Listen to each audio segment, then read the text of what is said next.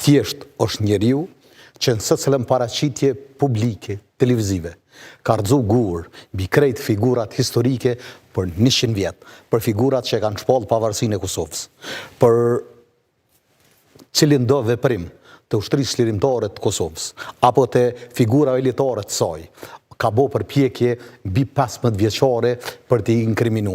Dhe ka deklarata që Kosovës për 20 vjet nuk i kanë bon mazi Serbia në vitet 90-ta, se sa i kanë bo qëto figura, cilët e kanë shpallë pavarësinë e Kosovës edhe e kanë ndërtu Republikën e Kosovës deri shto. Thjesht na flasim për mandatimin ose për besimin e projektit në një njeri i cili se cilin deklarim e ka armiqësor që nga dy figura të rëndësishme të lëvizjes për pavarësi, pastaj për kundërshtimin e Jugosllavisë kur ne kemi mbetur të aneksuar nga mbretëria serbo-jugoslave, që nga Isa Bolitini dhe Azembejta i quan mercenar. Thjesht këtë punë ja kam besu dikuj që se cilën e top të historisë, figurat që na i kemi, që ato janë figura, nuk kemi tjera, nuk ka pas mundësi populli i Kosovës, shoqënia shqiptare në Kosovë me prodhu figura më të mëdha. Dhe që ato janë figurat që ne identifikohem me to. Edhe që ato janë figurat tona historike, dhe që ato figura ai i përbalt në mënyrën më të poshtër, mundet që nuk besoj në qatë format as historian serb që i kanë përbalt.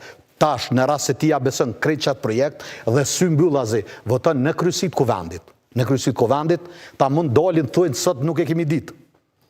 A mo thot populli aty nuk i runi bredelet, që është për asnjë punë nuk po dini? Që është për asnjë punë nuk po dini? Po halo ma keq. Jënë ble ato libra, jënë shpërndohë në për ambasada dhe kushdo që e lexon. Zërot janë mbi 500 ekzemplar që janë financu nga Ministria e Punëve të Jashtme, që të ekspozohen edhe në vendet e tjera që ta njohin sa më afër atë që ka ndodhur në Kosovë. Tash po e shohim që janë masakru këto masakra përmes këtyre dhënave që janë komplet pasakta. Çka do duhet të bëj tani? Ato që më u tërheq tash krejt ato libra me kërkesë. Po nëse mujmë na me gjetë. Kjo është një batut boshnjake që ishe famshme, tha sikur të hypsh në minare, ti gjush dy thos pendla, pupla, e pastaj të zbresh nga minarja, të bëjsh përpjekje me mbledh. Thjesht në atë liber dhe në atë ekspozit, narrativa e Serbisë, që në masakrat në Kosovë, në secilin masakrë në Kosovë, ka pas njerëz të armatosur dhe prandaj ka ndodhur masakrat. Thjesht e ka heq përgjegjësinë e Serbisë nga shënjestrimi i civilëve. Nuk ka krim më të rënd se sa shënjestrimi i civilëve. Si që është masakra e Dubravës, ku kanë vra civil dhe i kanë rështu, i kanë vra në mënyrë që njërzore, i kanë masakru me urdhë shtetëror, në resht e ajë zotnia që o të thët, kanë qenë 28 të armatosur.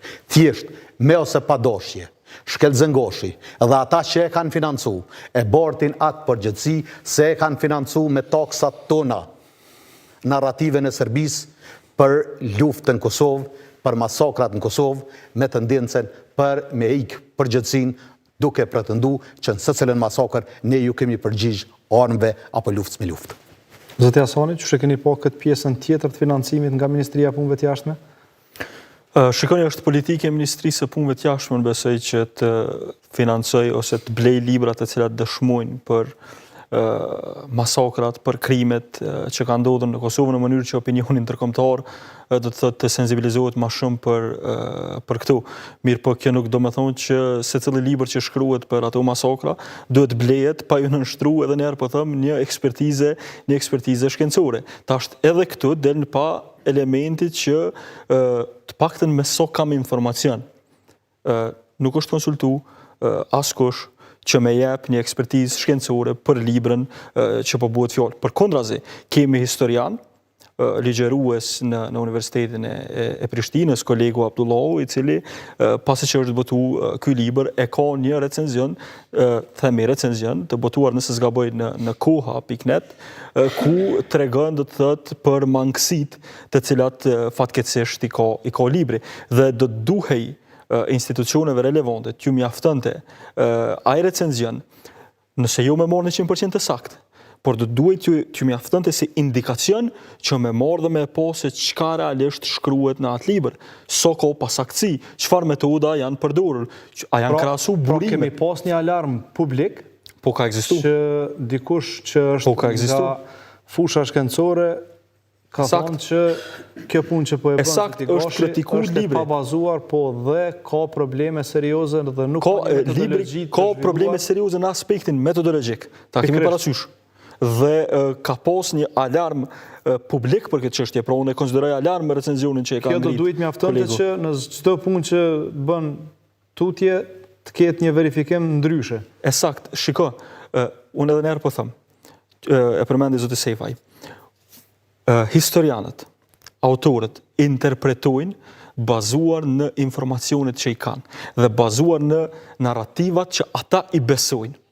Zotri Abdullahu në tash për përmendi, i kërkoj folje që pa më lejë kështu po e përmendi. E ka ngrit një shqetësim publik për këtë libër. Dhe Ministria e Punëve të Jashtme e cila e ka ble librin, do duhej që ta merrte si indikacion, nëse jo tërësisht me pranuar ato se çka ka thonë zotri Abdullahu, do duhej ta merrte si indikacion në mënyrë që me janë nështruar librit një ekspertizë shkencore, një recenzion shkencor.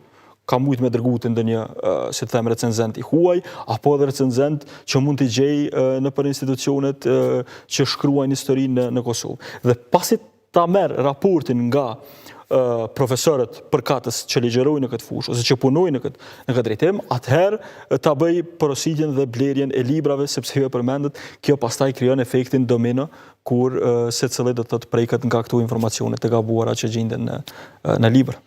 Zoti Supi, që keni po këtë pjesë të financimit dhe sa është rritur dëmi, se po e shohim që të mbjetuarit në Kosovë nga këto masakra dhe gjithë që janë pjesë përjetojnë atë që ka ndodhur në luftë, po e përjetojnë shumë rënd.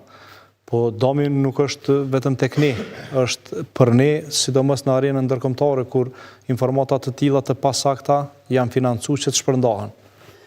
Po njëra nga kërkesat tona sot ishte para kuvendit për postë përgjegjësisë nga ata që kanë financuar dhe ata që kanë përkrahur këtë ekspozit.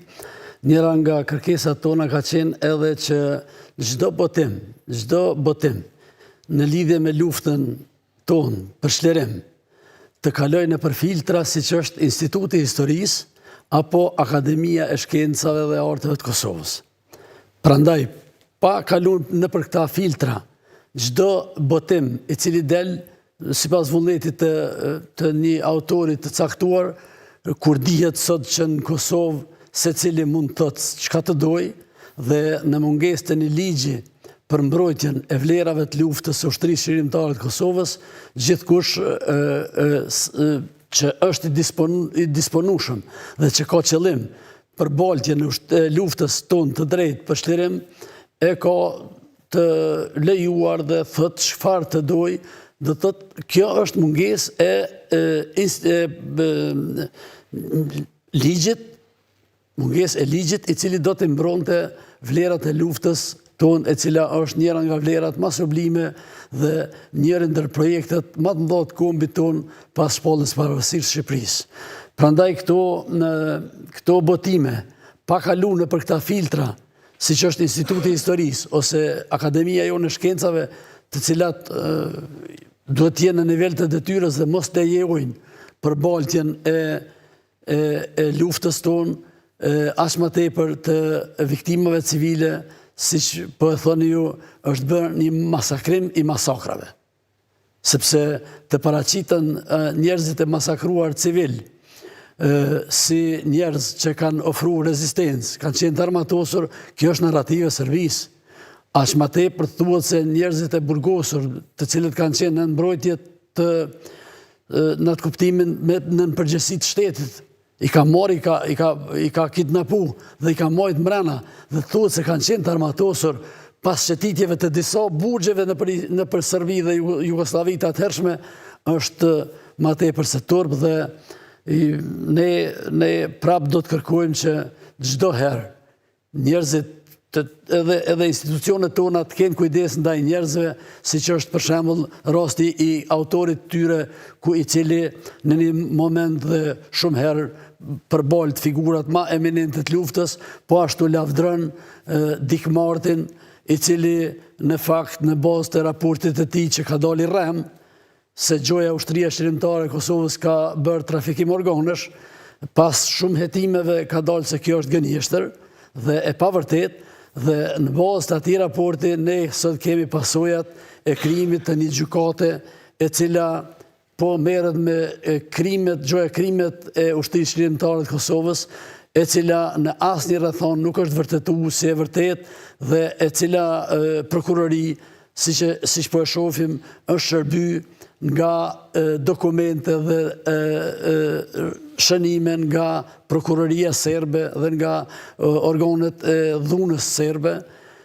Po ashtu, para pak ditësh lexova një prokuror serb i cili lavdrohet me punën e tij, ku thotë se ne arritëm që me punën tonë të krijojmë një gjykatë e cila veç i ka arrestuar krerët e ushtrisë shërimtare të Kosovës dhe jemi në prag të fitores së madhe dhe të dënimit të tyre dhe kjo për neve është e papranueshme që institucionet tona mos reagojnë këtë drejtim.